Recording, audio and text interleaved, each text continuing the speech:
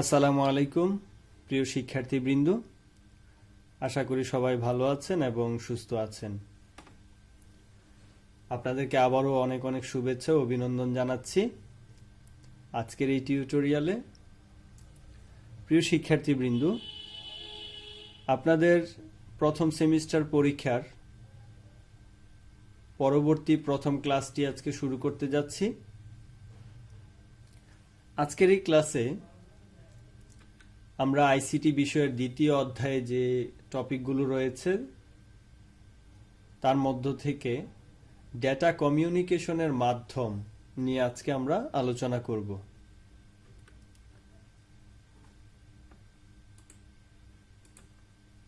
Data আদান প্রদানের জন্য প্রেরক ও প্রাপকের মধ্যে সংযোগ স্থাপনের প্রয়োজন হয়। অর্থাৎ আমরা যদি একাধিক ডিভাইসের মধ্যে তথ্য আদান প্রদান করতে চাই, সেক্ষেত্রে আমাদের দুটি ডিভাইসের মধ্যে সংযোগ প্রদান করতে হবে। এই সংযোগকে চ্যানেল বা মাধ্যম বলে। এই মাধ্যম দুই ধরনের হতে পারে, অর্থাৎ আমরা যে ডিভাইসগুলোকে সংযুক্ত করব এটা দুইভাবে সংযুক্ত করা যেতে পারে, যেমন তার মাধ্যম বা কেবল মাধ্যম, অর্থাৎ তারের মাধ্যমে। দ্বিতীয়টি হচ্ছে তারবিহীন মাধ্যম। আমরা তার ব্যবহার না করেও কিন্তু ডিভাইসগুলোকে সংযুক্ত করে তথ্য আদান প্রদান করতে পারি, অর্থাৎ যেমন ওয়াইফাই এবং অন্যভাবে আমরা যে নেটওয়ার্ক ইউজ করে থাকি সেগুলোতে কিন্তু আমরা তার ব্যবহার করি না। তো সেটাই হচ্ছে মূলত তারবিহীন মাধ্যম।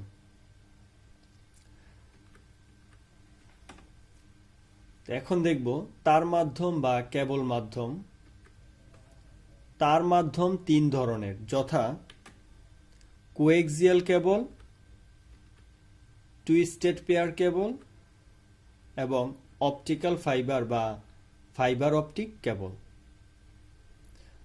অর্থাৎ তার মাধ্যমে যদি আমরা যোগাযোগ করি, ডিভাইসগুলোকে সংযুক্ত করি, তাহলে তিন ধরনের কেবল রয়েছে: coaxial cable, twisted pair cable এবং অপটিক্যাল ফাইবার বা ফাইবার অপটিক কেবল। এগুলোর মাধ্যমে আমরা ডিভাইসগুলোকে সংযুক্ত করতে পারি। প্রথমে আমরা দেখব কোএক্সিয়াল কেবল। দুটি বিদ্যুৎ পরিবাহী ও অপরিবাহী স্তরের সাহায্যে এ কেবল তৈরি। এই কেবলে দুটি বিদ্যুৎ পরিবাহী স্তর একই অক্ষ বরাবর থাকে বলে একে কোএক্সিয়াল কেবল বলা হয়। ভেতরের পরিবাহী তারটি কপার ওয়্যার, যার মধ্য দিয়ে তড়িৎ সিগন্যাল প্রবাহিত হয়। ভেতরের পরিবাহী ও বাহিরের পরিবাহী তারকে পৃথক রাখার জন্য এদের মাঝখানে অন্তরক পদার্থ হিসেবে ফোমের ইনসুলেশন ব্যবহার করা হয়। অর্থাৎ এর মধ্যে যে দুটি পরিবাহী তার রয়েছে, এই দুটি পরিবাহী তারকে পৃথক করার জন্য মাঝখানে একটি ফোমের ইনসুলেশন ব্যবহার করা হয় এবং বাইরের পরিবাহী তারকে প্লাস্টিকের জ্যাকেট দ্বারা ঢেকে রাখা হয়। কোএক্সিয়াল কেবল দুই প্রকার, যথা থিননেট। তো এই থিননেটের পুরুত্ব হচ্ছে 0.25 ইঞ্চি, ট্রান্সমিশন ডিস্টেন্স 185 মিটার রিপিটার ছাড়া। অর্থাৎ এই তার দিয়ে তথ্য আদান প্রদান করার ক্ষেত্রে 185 মিটার পর্যন্ত নেওয়া যাবে, কিন্তু এর বেশি নিতে গেলে মাঝখানে একটি রিপিটার ব্যবহার করতে হবে। কারণ এ তারের দূরত্ব যত বেশি হবে, এর সিগন্যাল বহনের ক্ষমতা আস্তে আস্তে কমে যাচ্ছে। সেজন্য একটি রিপিটার যদি ব্যবহার করা হয়, তাহলে রিপিটারটি সিগন্যালটাকে আবার এমপ্লিফাই করবে, অর্থাৎ সিগন্যালটাকে আরো শক্তিশালী করে তারপর স্থানান্তর করবে। তো 185 মিটার পর্যন্ত রিপিটার ব্যতীত এটা ব্যবহার করা যায়, কিন্তু এর বেশি দূরত্বে যদি সংযোগ স্থাপন করতে হয় সেক্ষেত্রে রিপিটার ব্যবহার করতে হয়। আর এর ট্রান্সমিশন স্পিড হচ্ছে 10 এমবিপিএস। অর্থাৎ এটি প্রতি সেকেন্ডে 10 এমবিপিএস পর্যন্ত ডেটা স্থানান্তর করতে পারে। তারপর দ্বিতীয়টি, সেটি হচ্ছে থিকনেট। পুরুত্ব হচ্ছে 0.5 ইঞ্চি। ট্রান্সমিশন ডিস্টেন্স 500 মিটার রিপিটার ছাড়া। আমরা থিননেটে দেখেছিলাম এর ডিস্টেন্স হচ্ছে 185 মিটার রিপিটার ছাড়া, আর থিকনেটের হচ্ছে 500 মিটার, আর এর ট্রান্সমিশন স্পিড হচ্ছে 100 এমবিপিএস থেকে 2 জিবিপিএস। তারপর কোএক্সিয়াল কেবলের ব্যবহার, অর্থাৎ এই কেবলটি কোথায় ব্যবহার করা হয়? টেলিভিশন নেটওয়ার্ক, তারপর হচ্ছে ডিশ টিভি বা কেবল টিভি নেটওয়ার্ক, অর্থাৎ আমরা যে বাসায় ডিশ লাইনগুলো নিয়ে থাকি এগুলো কিন্তু এই কোএক্সিয়াল কেবল দ্বারাই সংযোগ দেওয়া হয়। তারপর হচ্ছে সিসিটিভি নেটওয়ার্কে বহুল ব্যবহৃত হয়, অর্থাৎ সিসিটিভি গুলা যে সেট করা হয় সেগুলোতে এই কোএক্সিয়াল কেবল ব্যবহার করা হয়ে থাকে। প্রিয় শিক্ষার্থীবৃন্দ, এই যে ছবিটি দেখতে পাচ্ছেন এটি হচ্ছে কোএক্সিয়াল কেবল। আশা করি আপনাদের সবারই এই কেবলটি পরিচিত, কারণ প্রত্যেকের বাসায় হয়তো টিভি আছে এবং আপনারা ডিশ সংযোগ নিয়েছেন, আর ডিশ সংযোগের যে কেবলটি ব্যবহার করা হয় সেটি মূলত এই কোএক্সিয়াল কেবল। তারপর আমরা দেখব twisted pair cable. Twisted pair কেবলের মধ্য দিয়ে তড়িৎ সিগন্যাল ট্রান্সমিট করার জন্য দুটি পরিবাহী কপার বা তামার তারকে একই অক্ষে পরস্পর সমভাবে পেঁচিয়ে টুইস্টেড পেয়ার কেবল তৈরি করা হয়। তড়িৎ চুম্বকীয় প্রভাব ও রেডিও তরঙ্গের প্রভাব দূর করার জন্য প্রতি জোড়া তারে প্রতি ইঞ্চিতে 3টি পূর্ণ টুইস্ট বা প্যাচ থাকে। অর্থাৎ এই তারটির প্রতি ইঞ্চিতে 3টি করে প্যাচ দেওয়া থাকে। এ ধরনের কেবলে সাধারণত মোট 4 জোড়া তার ব্যবহার করা হয়। প্রতি জোড়ায় একটি কমন সাদা রঙের তার এবং একটি ভিন্ন রঙের তার থাকে। অর্থাৎ টুইস্টেড পেয়ার কেবলে 4 জোড়া তার থাকে, মোট 8টি। প্রতি জোড়াতে একটি করে সাদা তার থাকে। 4 জোড়া 4টি সাদা তার থাকে, অর্থাৎ একটি কমন, সেটি হচ্ছে সাদা, আর বাকি 4টি কালার 4 রকমের হয়ে থাকে।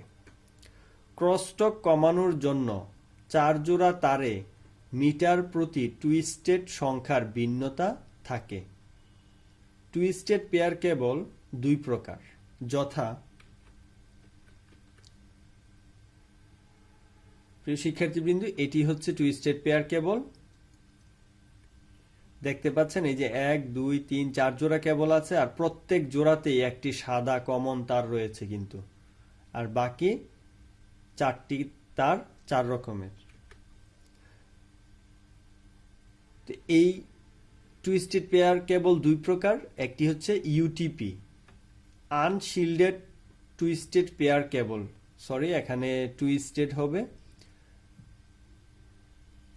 আনশিল্ডেড টুইস্টেড পেয়ার কেবলে ডেটাকে নয়েজ থেকে সুরক্ষার জন্য প্রতি জোড়া তার অ্যালুমিনিয়াম ফয়েল ও প্রোটেক্টিভ কপার শিল্ড দ্বারা আবৃত থাকে না।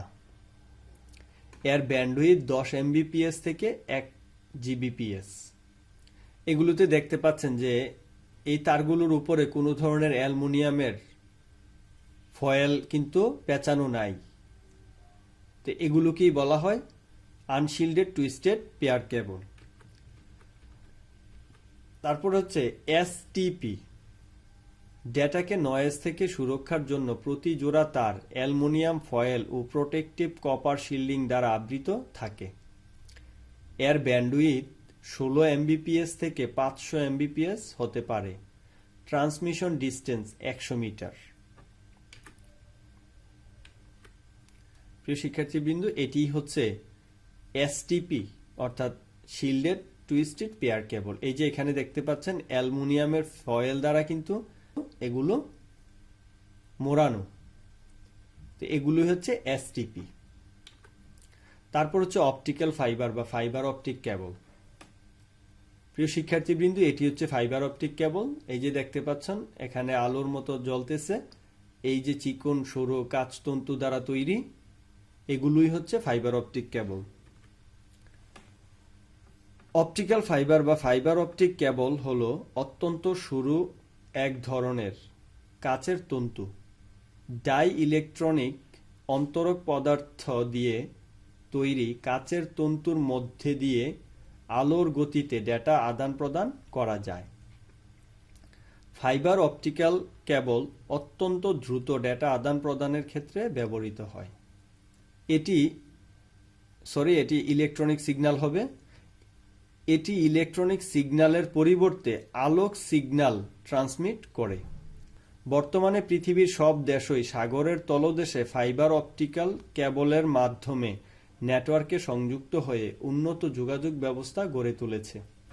অর্থাৎ আমরা যে পৃথিবীর বিভিন্ন দেশের সাথে সংযুক্ত আছি নেটওয়ার্কের, এই নেটওয়ার্কগুলো কিন্তু সমুদ্রের তলদেশ দিয়ে এই ফাইবার অপটিক কেবলের মাধ্যমেই কিন্তু স্থাপন করা হয়েছে। পৃথিবীর সবগুলো দেশ, এক একটা দেশ আরেকটা দেশের সাথে এই ফাইবার অপটিক কেবলের মাধ্যমেই কিন্তু সংযুক্ত হয়েছে। ফাইবার অপটিক কেবলের 3টি স্তর থাকে, যথা কোর। কোর হলো সবচেয়ে ভেতরের স্তর, যার মধ্য দিয়ে আলোক সিগন্যাল সঞ্চালন করে। এটি সিলিকা মাল্টি কম্পোনেন্ট কাঁচ বা প্লাস্টিক দিয়ে তৈরি। অর্থাৎ ফাইবার অপটিকের যে একেবারে ভিতরের অংশটি আমরা ছবিতে দেখলাম, যেগুলোতে লাইট জ্বলতেছে, সেগুলোই মূলত এই সিলিকা মাল্টি কম্পোনেন্ট কাঁচ বা প্লাস্টিক দিয়ে তৈরি। তারপর হচ্ছে ক্ল্যাডিং। কোরকে ঘিরে থাকা বাইরের স্তরটি হচ্ছে ক্ল্যাডিং, যা কাচের তৈরি। এটি কোর থেকে নির্গত আলোক রশ্মি প্রতিফলিত করে তা পুনরায় কোরে ফেরত পাঠায়। 3 নম্বরে হচ্ছে জ্যাকেট। প্রতিটি ক্ল্যাডিং এর উপর প্লাস্টিক দিয়ে মোড়ানো আবরণটিকে জ্যাকেট বলা হয়। এটি ফাইবার অপটিক তারকে ঘর্ষণ, মরিচা, জলীয় বাষ্প থেকে রক্ষা করে। অর্থাৎ ফাইবার অপটিক কেবলের একেবারে উপরের যে অংশটি, সেটিকে জ্যাকেট বলা হয়। প্রিয় শিক্ষার্থীবৃন্দ, আশা করি বুঝতে পেরেছেন। তো আজকের মতো এখানেই বিদায় নিচ্ছি। সবাই ভালো থাকবেন এবং সুস্থ থাকবেন। আল্লাহ হাফেজ। আসসালামু আলাইকুম।